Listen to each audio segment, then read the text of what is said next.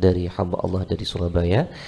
Ingin bertanya Habib, selama ini saya menggunakan metode pelajaran dari beberapa profesor, yaitu membaca ulang setelah 1 hari, kemudian 1 minggu, kemudian 1 bulan, kemudian dibaca lagi setelah 3 bulan, dan seterusnya. Setiap 3 bulan diulang-ulang. Metode ini saya gunakan mulai dari kuliah, dan saya merasakan manfaat dari metode ini. Tetapi Habib, saya menginginkan meniru cara Habibana Habib Hasan bin Ismail Modar dan guru kita Al-Habib Umar bin Hafid dalam belajarnya, supaya dalam kehidupan sehari-hari saya bisa meniru Habib Hasan dan juga guru mulia Al-Habib Umar. Yang saya tanyakan, bagaimana cara Habibana Hasan bin Ismail Modar dan guru mulia Al-Habib Umar dalam belajarnya, katanya Habib. Metode belajar itu bisa kita ambil dari manapun, ya. Ketika saya dengar dari Anda tadi bahwa Anda telah mengambil metode dari beberapa profesor, cara membaca sehari diulang-ulangi, kemudian seminggu, kemudian sebulan, dan 3 bulan, 3 bulan diulang-ulang, dan ini sudah Anda rasakan manfaatnya. Udah, lanjutin.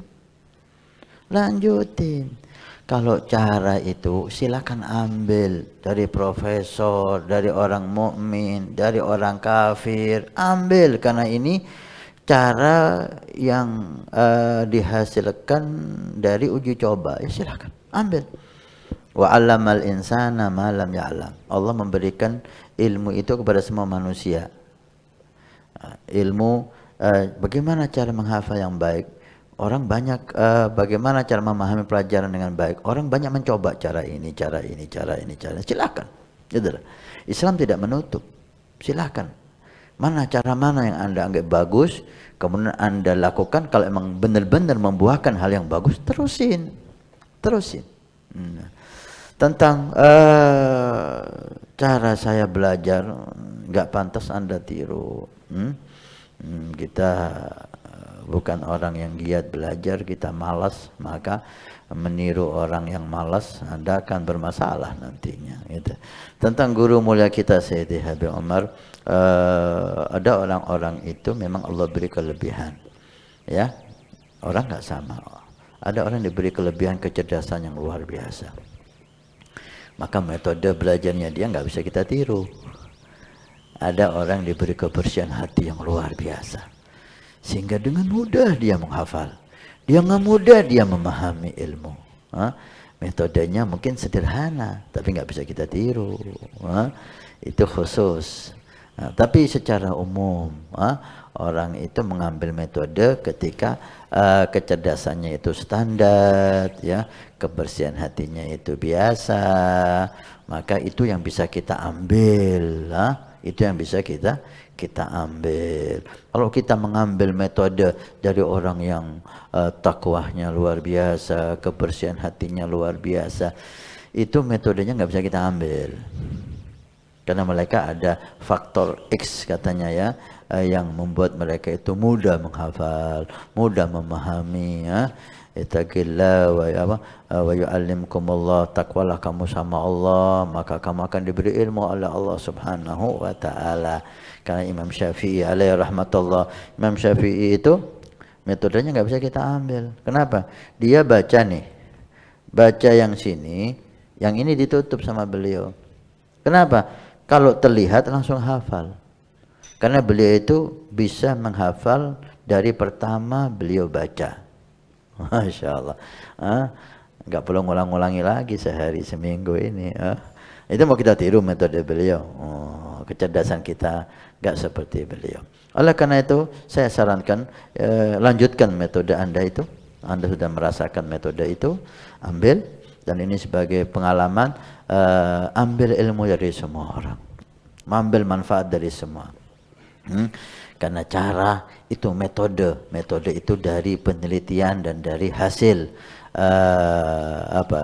hasil dari percobaan, sehingga diketemukanlah cara ini yang paling bagus menurut dia, cara ini yang paling bagus menurut dia. Dan ini juga sekali sedikit kita membahas tentang para aulia as-salihin, ashabut tariqah. Kenapa tariqah ini bermunculan?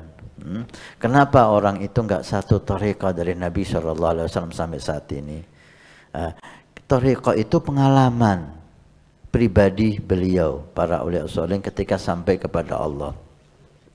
Syariat Nabi banyak, zikir yang dihimbau oleh Nabi banyak. Allah pun juga seperti itu, menghimbau zikir banyak.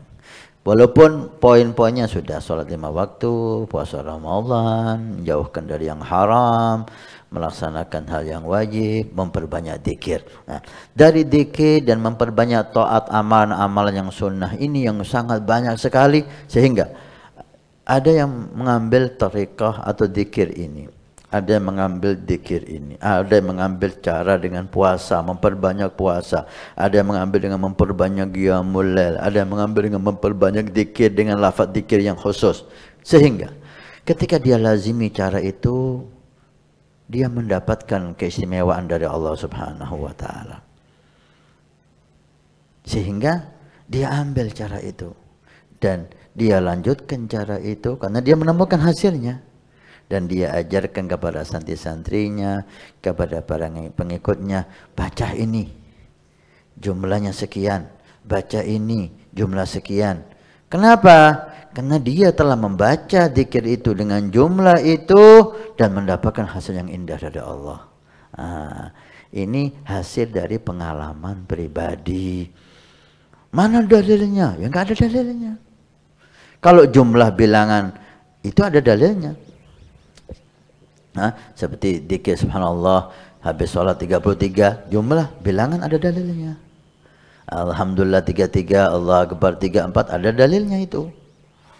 Artinya zikir dengan jumlah itu ada dalilnya. Jumlahnya berapa? Itu tidak wajib kecuali yang dari Nabi SAW. Ketika tidak ada dari Nabi, Nabi memberi kebebasan. Udkurullaha dzikran katsira, perbanyak zikir sama Allah. Dengan berapa? Jumlah yang banyak. Maka dari sinilah adalah thariqah Syekh Abdul Qadir Jailani, thariqah Syekh Ahmad At-Tijani, thariqah Abu Yazid Al-Bustami, dan seterusnya dan seterusnya. Itu pengalaman pribadi mereka dalam mengamalkan sunnah Nabi, dalam mengamalkan zikir-zikir, sehingga mereka dapat hal yang indah. Pengalaman ini hasil apa namanya? Hasil riset ya. Hasil riset mereka tentang perjalanan rohaninya itu diabadikan, dijadikan thariqah. Sehingga berbeda-beda satu dengan yang lain. Intinya sama, sampai kepada Allah. Ya akhir. Mudah-mudahan ini menjadi penutup perjumpaan kita. Ketika ada hasil riset profesor tentang memperkuat hafalan, bisa diamalkan. Loh, ketika hasil riset aulia nggak bisa diamalkan? Dia sampai kepada Allah dengan cara ini, gak boleh kita ambil. Kita boleh mengambil dari profesor apapun agamanya, terus kita ngambil dari aulia untuk sampai kepada Allah, dipermasalahkan, tanya mana dalilnya. Tolong tanya sama Surabaya ini, mana dalilnya profesor itu? Dalilnya mana? Dalilnya riset percobaan dia, ini hasilnya. Demikian juga para aulia sholihin, riset dari percobaan dia, hasilnya sampai ke Allah Subhanahu wa taala. Dan enggak harus kita ikuti kan? Hasil risetnya profesor ini seperti ini, enggak harus kita ambil. Mungkin ada yang lain. Kalau ini sehari diulang-ulangi sehari sampai 1 minggu, mungkin diulang-ulangi sehari sampai 2 minggu, ada yang ngomong gitu. Mungkin bisa jadi. Dan kita hormati hasil risetnya dia menghasilkan ini, hasil risetnya dia menghasilkan ini. Ini contoh dasar thariqah yang ada dari aulia sholihin. Ya khair. Assalamualaikum warahmatullahi wabarakatuh. Alhamdulillah, saya Hasan Ismail Al-Muhdar, khadim Pondok Pesantren Nurul Iman. Kami informasikan kepada semua donatur Masjid Awwabin pada hari Jumat ini tanggal 9 Juni. Alhamdulillah, kita melaporkan perkembangan Masjid Awwabin. Lantai pertama sudah kita lewati dan sudah selesai, tinggal finishing. Dan ini lantai yang kedua juga sudah selesai pengedekan, dan insya Allah sebentar lagi proses finishing. Dan ini kita naik lantai 3 atau lantai 2 masjid. Alhamdulillah udah proses dekat. Setelah itu kita mulai finishing, mulai dari lantai dasar aula, masjid yang pertama dan lantai masjid yang kedua. Terima kasih banyak semua donatur, semua simpatisan, baik yang mengikuti bulanan setiap bulan 100.000 ataupun yang memberikan hartanya. Mudah-mudahan Allah Subhanahu wa taala menjadikan sebagai sedekah jariah. Kalau kemarin Anda yang ikut, ini waktunya Anda menjadikan sedekah jariah ini untuk orang tua Anda, untuk anak Anda, untuk orang-orang yang Anda cintai, untuk istri Anda, sehingga semuanya kaya dengan pahala dan taat di hari kiamat. Karena masjid ini akan ditempati semua kegiatan ibadah, belajar mengajar di masjid, dakwah ilallah di masjid, salat jamaah di masjid, aurat di masjid, pengajian di masjid. Masya Allah, begitu besar fungsi masjid dan aula Al-Awabin yang diberi nama oleh guru mulia kita dengan Awabin. Mudah-mudahan dapat selesai dan bermanfaat sampai hari kiamat. Terima kasih. Barakah. Wassalamualaikum warahmatullahi wabarakatuh.